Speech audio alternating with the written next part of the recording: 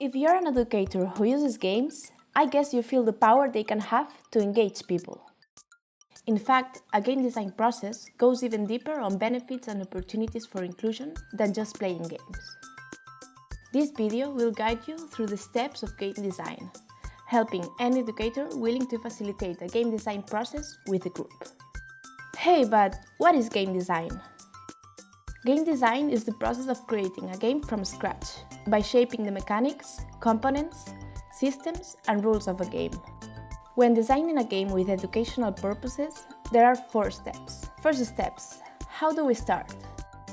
Game development. Prototyping and game testing. Play. First steps. How do we start? The process of designing a game is not a sequential process with a set of predefined steps to be followed in a certain order. There are many entry points to start designing. Theme.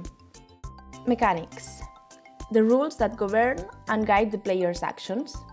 Dynamics. The patterns of how the game and the players will evolve over some time. Narrative. The game's story, plot, characters, etc. Victory condition. How to win. A clear and measurable goal. Components. Pieces and materials. Game development. The entry points are also key elements that need to be defined on this second stage. Moreover, there are some other conditionals to have in mind at the start of the game design process. Number and age of players for whom we create this game. Duration of a gameplay, and purpose of the game. A second group of elements that need to be defined in the game design process are point system, rules, levels or missions, and playing surface. Even if some of those elements are not fully defined, the next step is to describe the step-by-step functioning of the minimum game unit, a move, a turn, or a round. A canvas can be used as an inspiration material to write down all the previous steps. Here are some tips to support the groups in their game design process. Schedule breaks, be creative, don't forget the fun and think with your hands.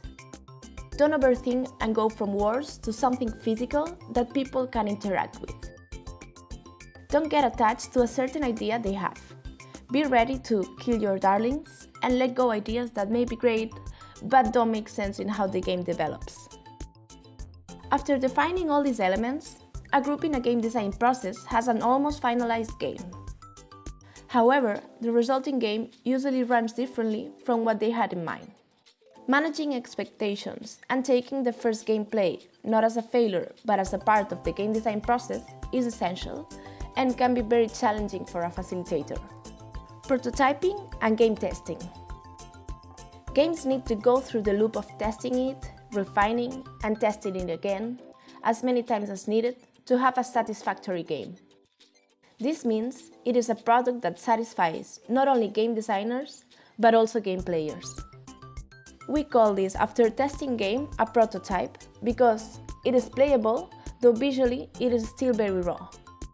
Further work on the graphic design of the game is needed to address the game aesthetics.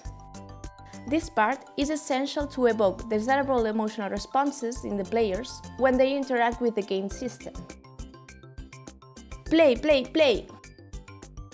After a lot of testing and redefining, a new game is born. It's then the moment to disseminate it by playing over and over again.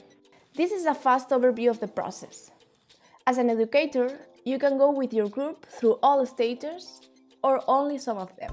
Depending on the implementation, context, purpose, and level of young people's involvement, the competences that are being developed will differ. For instance, creativity is boosted on the first steps, while problem solving is much more present in the testing phase. Finally, don't forget that the game design process should be inclusive for all participants to really take the advantage of this educational tool. We invite you to watch the next video to learn more about inclusion in the game design process. Thanks for watching!